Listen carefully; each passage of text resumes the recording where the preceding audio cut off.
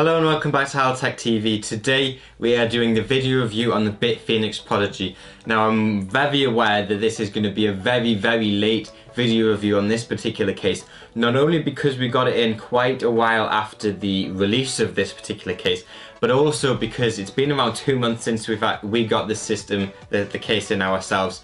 And that's because this particular case, as well as many other products that we've been using, have been working on a project.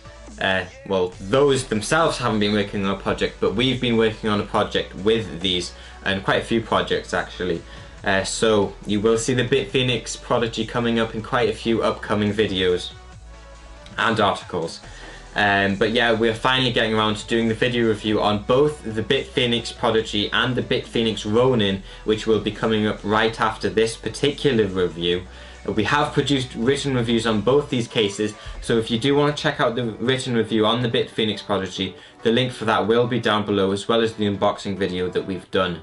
Now, let's get on and take a look at the BitFenix Prodigy, and I'll try and get everything and all of my opinions about this particular case in this video, while keeping it kind of concise. So yeah, let's go in and take a look at the BitFenix Prodigy. So on the front we get a block front with BitFenix's soft touch treatment all over the front bezel. Now this coating, this soft touch coating, is one of the best coatings I have ever come across. And when it comes to plastic bezels, plastic coatings or anything, there really is no competition at all when it comes to both the quality and just the feel of the coating and the plastic used.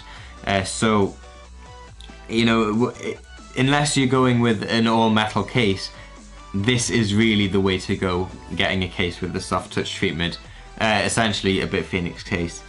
So yeah, we have the soft touch coating. We also have a 5 1/4 inch drive bay, which I always love. I hate cases that don't have any drive bays in, because for me, drive bays are something that you will always use at least one at one point, and to have it just there is a good idea, because maybe in the future something might come out with a 5 1/4 inch standard design and you might want to use it, and then obviously you can't because you don't have a drive bay. So I always love to see a 5 1/4 inch drive bay and at least one, but I always prefer to have 3. On a Mini-ITX case, 1 is perfectly fine. You also have BitFenix's logo here, and on the block front you do only get ventilation around this black grille right here, going around the edges of the bezel. Now the black version of this case does come with a completely mesh grille front, which will be better for airflow, but I personally feel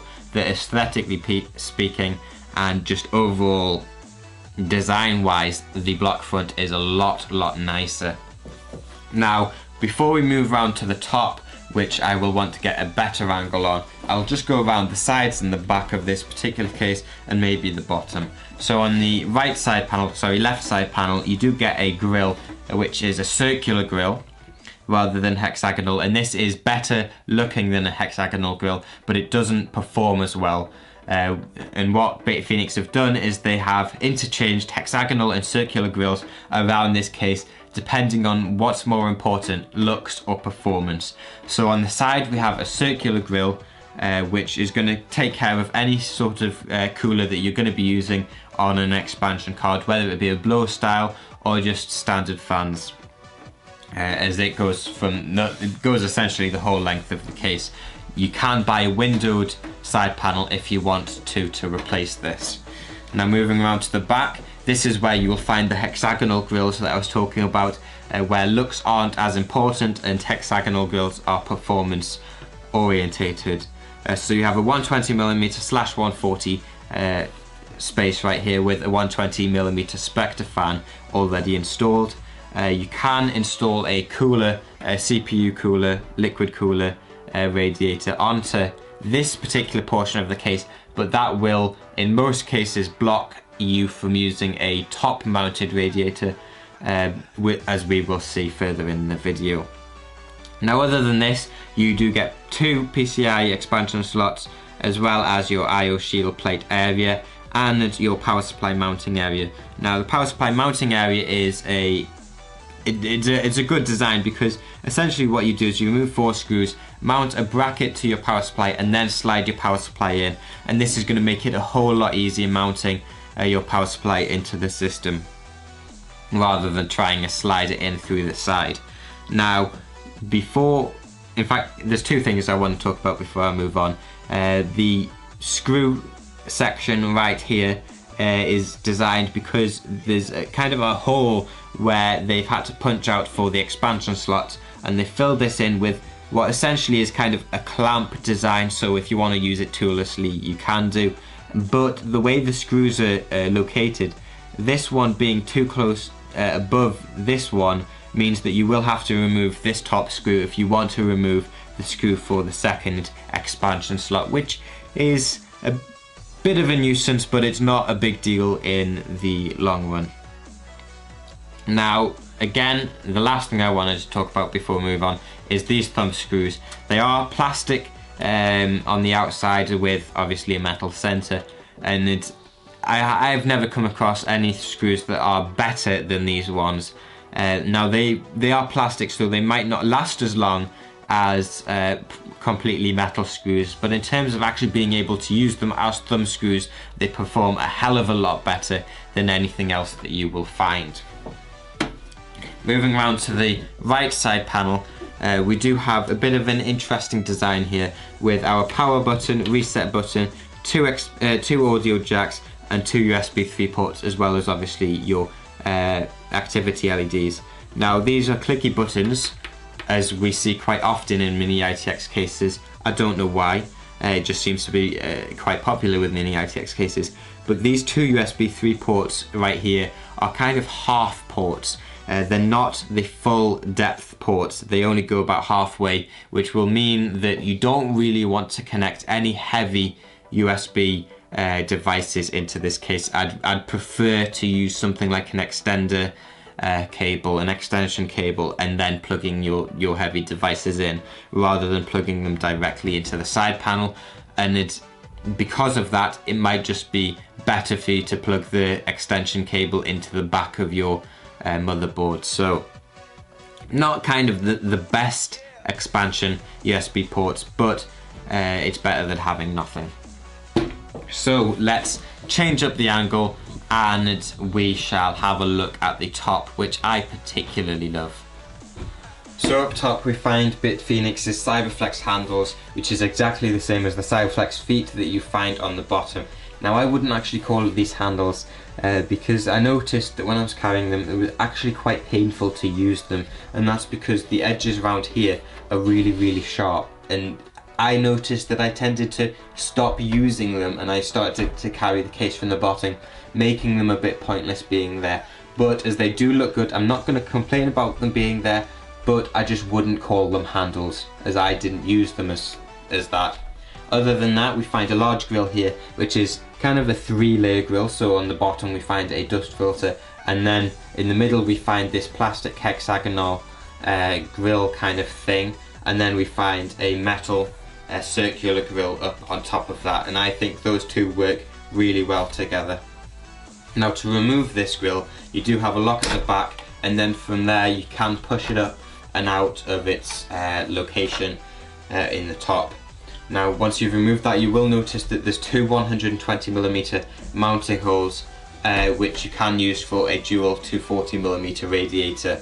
If you are going to use this, you will have to remove the 5¼ inch drive bay in most situations, as you will if you were to water cool in the front as well. So yeah. Now, before I move on, I do want to point out the fact that when you put this grill in and when you lock it in place, there's no gaps at all, and it just fits so perfectly that it goes to show how much effort BitFenix have gone into making sure that all the individual pieces fit together as best they should. As this bit is metal, this bit is plastic, and in most other cases you will notice a slight gap, whereas on this particular case you notice absolutely no gaps whatsoever. So let's move on to the inside of the case, or behind the front plastic bezel, and then further into the case. Now on the front of the case we do find quite a vast array of different air cooling options as well as water cooling options. So you can fit up to a 230mm fan in the front, or you can go the dual 120mm route with a 120mm here and a 120mm here. Do note that if you're going to go with the dual 120mm option, which you will do if you go with a dual radiator solution, or a 240mm radiator solution should I say, you will have to remove the 5¼ drive bay, as the 120mm mounting holes do go into the bay area. Now this 5¼ drive bay cage is removable via 4 screws, and the blanking plate that they use is actually, as I've noticed with the other BitFenix products that we've got in, they are actually re-screwable, reattachable with 2 screws, which I haven't actually seen other companies do, and it's quite a nice feature, as in the past I've taken them all off on particular cases such as the HAF 932, and then I've wanted to reattach them and I can't, because they are one of them things that you snap off and then it's permanently removed. So it's nice to see that you can reattach them if you want. So let's move further into the case. So in terms of storage, you get 5 3.5-inch drive bays, which are split into one 2-bay compartment and one 3-bay compartment. The 3-bay compartment is removable, and the 2-bay compartment is also removable, but that will be removed via 6 screws at the bottom of the case. Now this particular cage is removable because if you are going to add in an expansion card into this particular case, you will have to remove this to use it. Now I do believe that they could have maybe figured something out where you could actually have all of them in as well as have an expansion card in, because it doesn't seem like there's that much of an overlap between the two, but it is what it is. So you get 5 3.5-inch drive bays. Now if you are going to remove both of these cages, as you will have to if you're going to be doing any sort of front radiator mounting or anything, there is still a lot of 2.5-inch mounting options within the case to use, and there's 9 of them including the 5 on the cages, so there's 4 other than the ones with the cages. One of these, in fact no, I lie, there's 5 of them. There's one is down directly below these cages. 2 of them are on the back panel of this, so between the hard drive cages and the motherboard tray you will find 2. Now one of these you won't be able to use if you are using these cages, and the other one you will, but if you're not using any of the cages at all, you will find that you can use both of them, as well as the bottom mounted 2.5-inch mounting option. Now on the back panel, on the right side panel, you will also find this piece, this little bracket here, which does also mount 2 2.5-inch drive bays. So if you are going to remove these 2, you will still be able to mount 5 2.5-inch drive bays, but no 3.5-inch drive bays.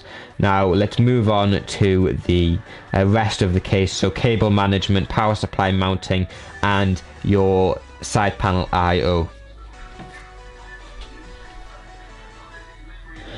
Okay, so other than storage and everything, the rest of the case is actually quite nice. So you have 2 holes here, as well as on the other side for cable management, as well as one down here and on the other side. Now the power supply will be situated underneath this portion of the case, and the issue with this area is that it only supports up to 180mm power supplies, including the length of the cables at the end. So I wouldn't recommend using a modular or a semi-modular power supply in this case, as they are actually longer, and I would have to really recommend only using just a normal power supply without any modular cables in, and trying to get the one that fits perfectly in terms of cables, so that you don't have that many to tie up and hide. Now when it comes to cable management, like I said, you do have all of these holes, so cable management is actually quite nice within this case, but the issue is with the length of the power supply. Now other than that, there really isn't that much to mention. You do get, obviously, if you're going to go air cooling, you do get a massive space to do so, as well as if you want to go with water cooling. But yeah, I'm going to move on to my conclusion with this case now.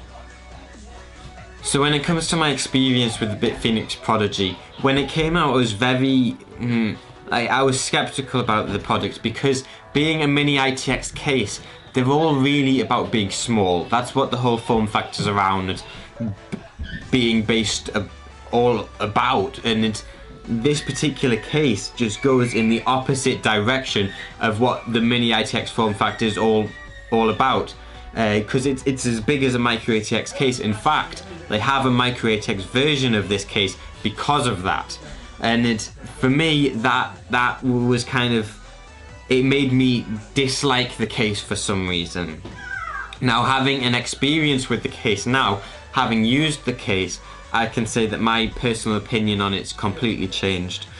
Just the build quality is absolutely exceptional. Everything fits perfectly. Everything's super high quality. I forgot to mention in the video, even the side panels on this case are as heavy and as dense as full tower case side panels are. I've had full tower case side panels that are lighter than the side panels on the Prodigy, which for me it was shocking, the actual quality of this particular case. Now, the fact that you can take a Mini-ITX motherboard and you can make a Mini-ITX system and do whatever you want with it, I actually quite like now. And the fact that it's so small, yet it does have all of those options for storage and all of those water cooling capabilities, make it for me an exceptional product. And we gave it, I believe it was our silver award. If I'm incorrect, I will put a thing on the screen now telling you what the actual award that this product received. It might have been the gold award, actually. It might have been the gold award. I'm having a bit of a mind blank here. But yeah, this is an absolutely exceptional product. And I would not recommend going with any other case other than this if you are going for the enthusiast Mini-ITX route. So, other than that, if you want to check out the unboxing on this particular product or our written review, which goes even more in depth into the Prodigy, the links for those will be down below. If you want to comment on this video without doing the whole Google Plus stuff, we will also provide a link to the video page on our website where you can post comments there anonymously. You can post them with whatever you want. So we'll provide those links. But other than that, I'm Hal Thompson. You've been watching another Hal Tech TV video. Please don't forget to subscribe. Go visit the website, check out our other reviews on other products, and goodbye.